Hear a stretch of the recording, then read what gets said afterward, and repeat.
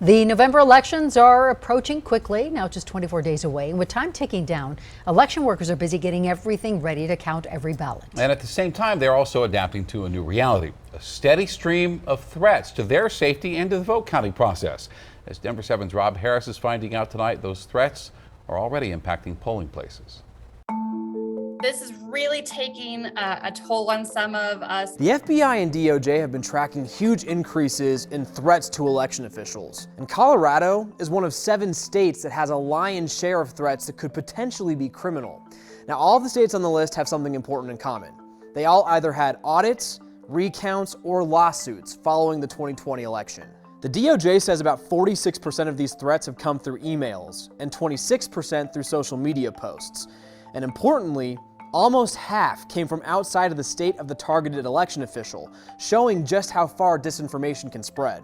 We're very cognizant that a lot of this language and inflammatory, these lies that's out there, it could incite somebody to do something violent. And I think that's our greatest fear. And we've been very cognizant of that and pushing to that, pushing to protect our people more. An effect of these threats is it's becoming harder for county election offices to hire enough workers. There might be an opportunity in that.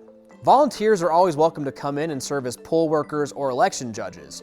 And election officials say watching the process firsthand can be a big step in busting some of the big myths that are propagating online. But they are giving this warning in advance. They're going to have a zero-tolerance policy for any volunteer who comes in with the intent to either spread more disinformation or to in any way impede the vote counting process. If we see something, we will be dismissing watchers or election judges and then having those conversations with our local law enforcement, like our sheriffs, or also with our district attorney's offices to see if there is something that we could possibly pursue with the actions that they have done, because we want to make sure that nothing happens that will continue to erode the trust in the overall general public.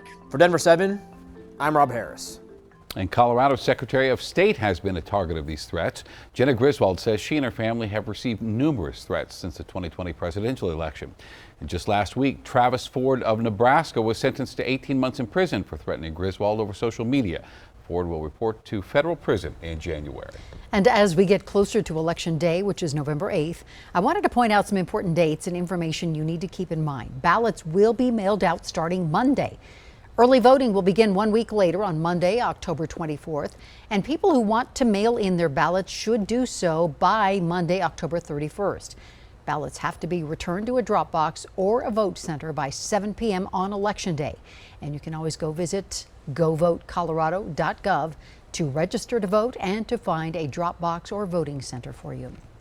Governor Jared Polis and Republican challenger Heidi Ganahl will meet face-to-face this weekend for a debate, and it is hosted by our sister station in Colorado Springs. That debate is Sunday night at 6 p.m., and you can watch it streaming on our sister station's website, KOAA.com.